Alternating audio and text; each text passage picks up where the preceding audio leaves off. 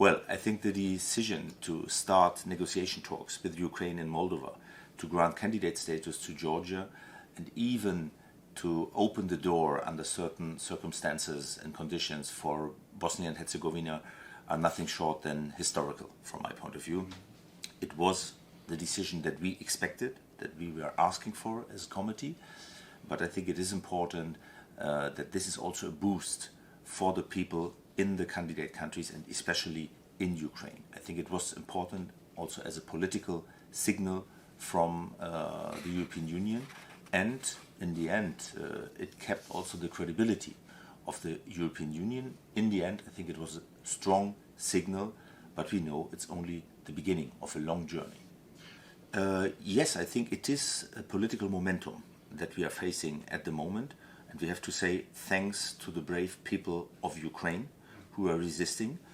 I think it's a momentum for Ukraine, but also for others, as you said, countries that are now for years in the waiting room, especially in the Western Balkans.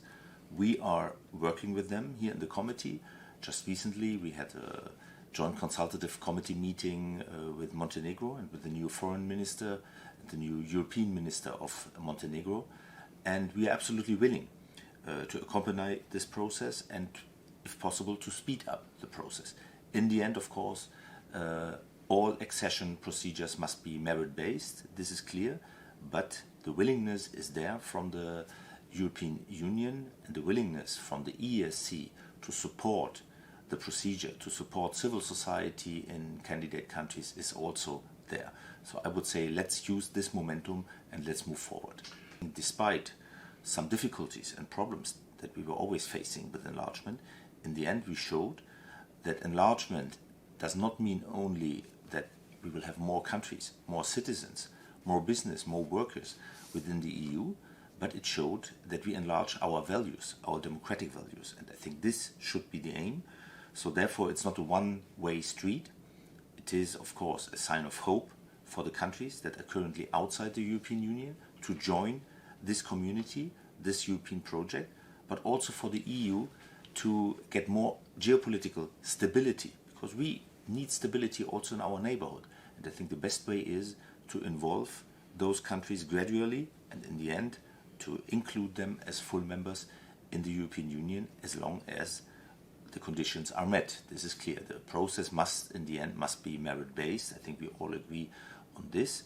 But once again, the willingness is there. And if Europe wants to become a true geopolitical player, I think just the recent developments in Ukraine, but also now in Gaza, have shown that there's still a long way ahead of us. So we have to change also our structures within the European Union, but at the same time, the enlargement is a geopolitical need and opportunity and chance for us. What changes should be done, and do you accept the idea of changes of the treaties in that regard? Well, I'm absolutely convinced that we need to change and that we have to prepare also the European Union for an EU of 30 plus, because we see already that we are at the limits of the decision-making process in the current composition of the EU. And I think we cannot afford that each time when we have to take a historical decision in the European Council that one or two leaders have to leave the room. I think this is not acceptable in the long run. We need something which is credible and which is solid. Therefore, I think the current treaty still provides a lot of opportunities and we should use them. That was also the idea of the Conference on the Future of Europe. But at the same time, the conference asked for treaty changes, for treaty modifications. And recently the European Parliament adopted a report which goes in the same direction. So if we go to a treaty convention, then it is clear for me that the functioning, the decision-making process in the EU must be optimized. And this means in the end also to move even more to qualified majority voting instead of unanimity. I think this is also the lesson from the last years. The Lisbon Treaty now has become around 20 years old, and I think it's time to consider some necessary changes. Important for me is if we go this way, if the European Parliament and the Council in the end will decide to open a treaty convention, then for me it's a conditio sine qua non that civil society and the European Economic and Social Committee must be fully involved and must have a strong voice in this process.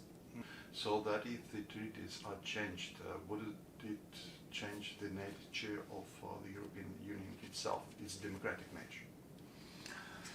Well, I think we have already a lot of policy areas where the qualified majority voting applies.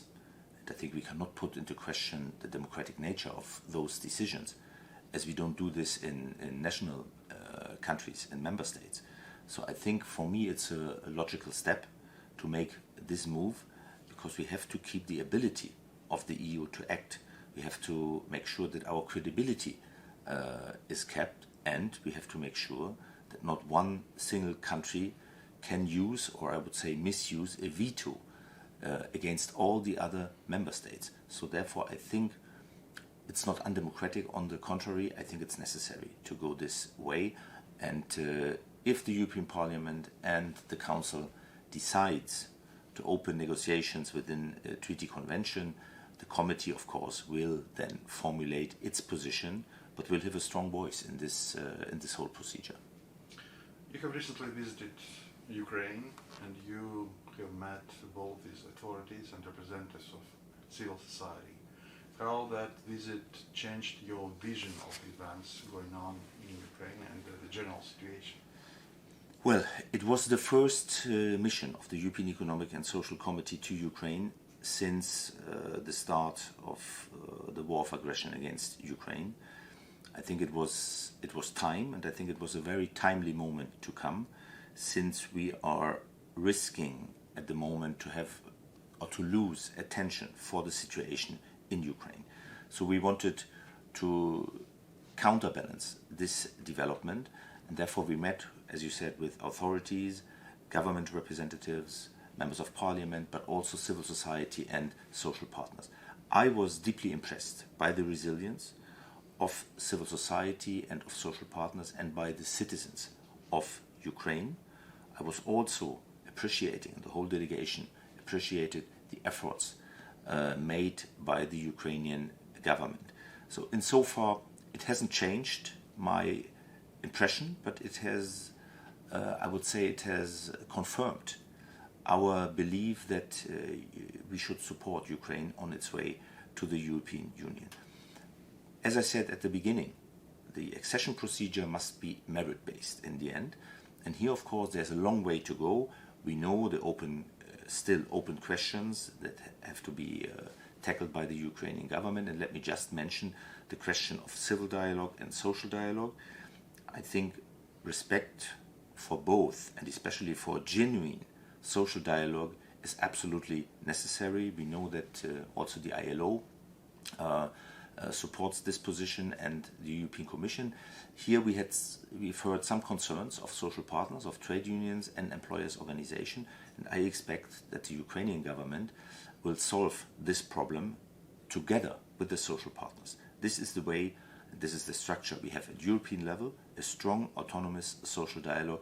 I'm convinced this should be also the way for Ukraine if Ukraine wants to join the EU. You mean creation of some kind of specialized structures for developing such social dialogue, like we have, for example, the Economical and Social Committee in the European Union? This could be a solution. This could be a solution. The concrete way has to be decided in each country. We have different structures in each country, more formalized structures, more informal structures.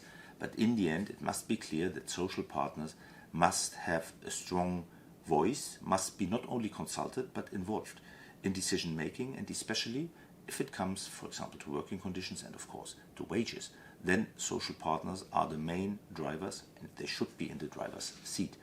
So I leave it open to the negotiations of the social partners with the government, but a genuine and dedicated social dialogue is needed in all countries as well as at European level. Recently you have moved ahead of the idea of creating some kind of distinguished representation for candidate countries in European Economic and Social Committee. how far you already moved in that direction, and again, I want to ask you, what is the criteria for selection of representative of the countries? Because yes, we are moving ahead with this, I wouldn't say idea, but with this project. We took the decision in our bureau, so the decision has been made, and now we are in the process of preparing the selection procedure and actually the selection of the first enlargement candidate members from all candidate countries, including Ukraine. We expect to start with this project beginning of 2024. We have some criteria which are in our bureau decision about the future members.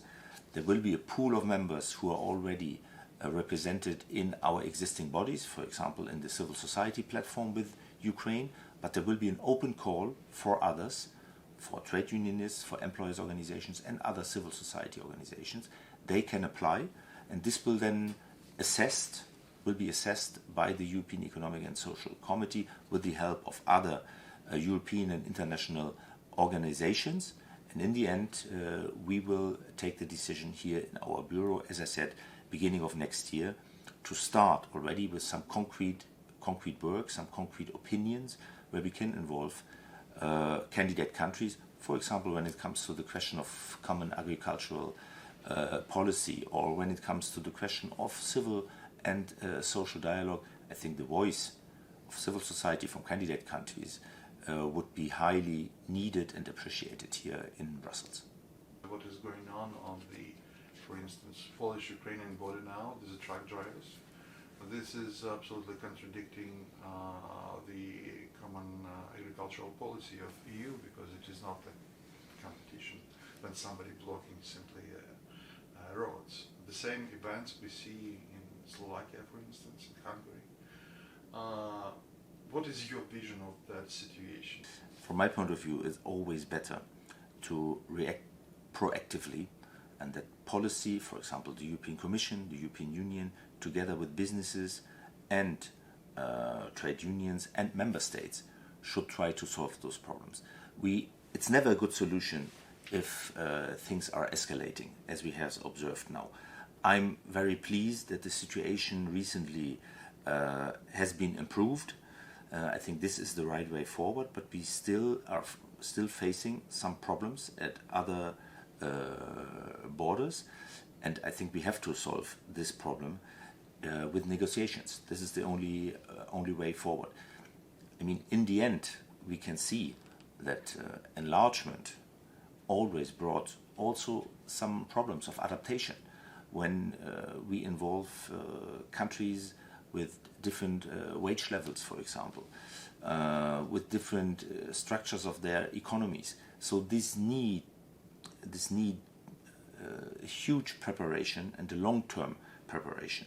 So I would say it shows the difficulties that we will face, but once again, we should make sure that those, let's say, conflicts should not escalate and not become really a political problem between different member states, the European Union, and enlargement countries. I'm confident that we can solve those problems, but in the long term, this is also a question of fair competition. We need fair competition within the EU, and I think the EU has shown a lot of solidarity with Ukraine. We will go ahead this way. Also, this committee supported the creation of solidarity lanes, and I think this is the right way forward, but it shows us that this process will be a longer process and a difficult process. Nevertheless, we have to go it. To be honest, I see competition as a key element of our European model, but not as the only element. We are striving for a true social market economy. We are aiming at full employment and social justice. So I think the whole package must be considered. So in the end, civil society, but also workers, should be not seen only as an element of competition, but should be seen as an element of a true social market economy. So I'm convinced once Ukraine will join the European Union that your civil society should play a a major role within the EU, but of course we have to prepare labor markets in the EU, but also in Ukraine and other candidate countries for this step. We had the same in previous enlargement rounds, where sometimes we took or we opened the labor markets step by step in order to adapt our labor markets and to allow a gradual opening of the labor markets. But this is still ahead of us. We will see how to deal with this. But the question of more social convergence, social upward convergence, once again is crucial, because social and economic convergence will definitely facilitate the whole process of enlargement, and I'm confident that the EU will go this way also in the future.